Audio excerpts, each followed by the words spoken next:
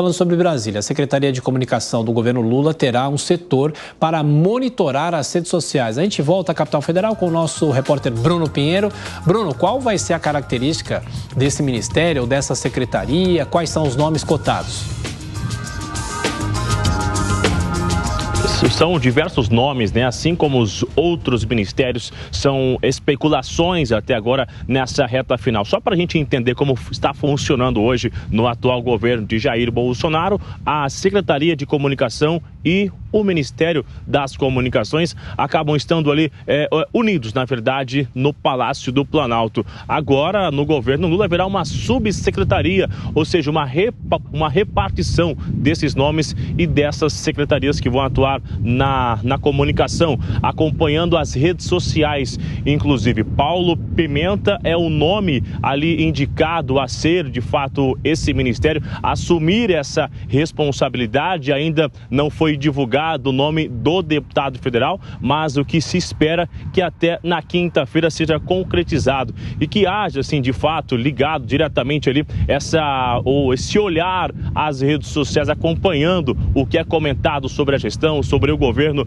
Lula eleito, diplomado e que deve assumir em 1º de janeiro. Então, o setor de comunicação com uma estrutura diferente e ali independente, não ligado diretamente no Palácio do Planalto com a Secretaria de Comunicação. A expectativa é que isso fosse acontecer e que o nome indicado fosse de André Janones, que acabou atuando diretamente nas redes sociais de Luiz Inácio Lula da Silva, só que até agora o nome de Janones não apareceu nessas indicações e continua acompanhando o que deve acontecer com o ex-deputado federal, né? Aliás, o deputado federal eleito novamente, André Janones, e agora com Paulo Pimenta também, que deve ser divulgado ainda esta semana, viu, Tiago?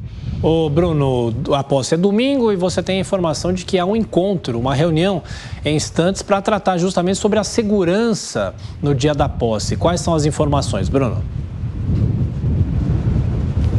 Exatamente, essa informação confirmada que em minutos, daqui a cerca de 40 minutos, uma reunião aqui com o governo do Distrito Federal, Ibanez Rocha, que vai receber o futuro ministro Flávio Dino e também o futuro diretor da Polícia Federal. Eles vão se reunir nessa reunião para tentar rever essa segurança, como já falamos ontem aqui na parte da manhã, que após esse arsenal ser encontrado, explosivos na região do Aeroporto Internacional aqui da capital federal, isso tem chamado a atenção das forças de segurança e de Flávio Dino, que é o futuro ministro também de segurança do governo eleito. Então, essa reunião, após, espera-se uma nova fala, se o roteiro será alterado, qual será a alteração após essa reunião com o governador do Distrito Federal. Vale ressaltar que a esplanada dos ministérios, ela está isolada após uma orientação e uma decisão do Distrito Federal. Então, justamente isso, né, para tentar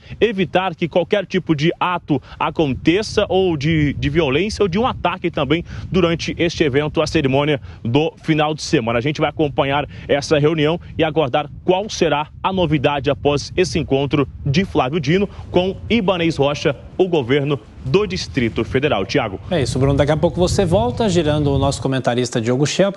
Diogo, a gente já falou sobre a segurança, mas também tem esse outro assunto sobre a questão das redes sociais, o monitoramento. Lembrando que na campanha houve de novo muita polêmica sobre regulação da mídia e agora em relação às redes sociais. O que isso representa, Schelp? Tiago, é preciso avaliar, de fato, se esse monitoramento das redes sociais servirá, por exemplo, para embasar a própria estratégia de comunicação do governo, e nesse caso me parece absolutamente normal, porque da mesma forma como uma equipe de comunicação do governo precisa saber o que os veículos de comunicação estão dizendo, precisa saber também o que está sendo discutido e avaliado nas redes sociais, né? A voz do povo ali se manifestando de forma pública, né? Com o grande amplificador que é a internet.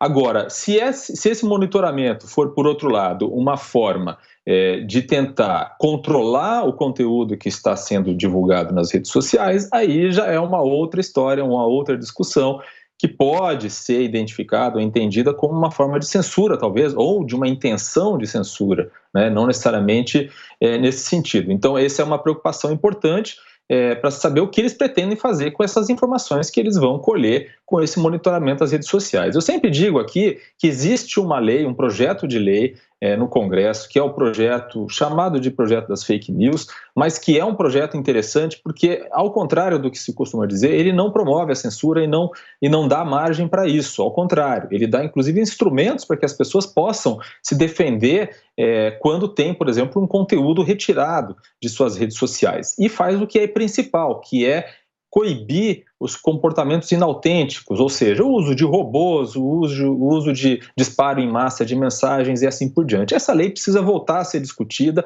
e deve-se evitar a qualquer custo, qualquer medida que possa ser compreendida como censura.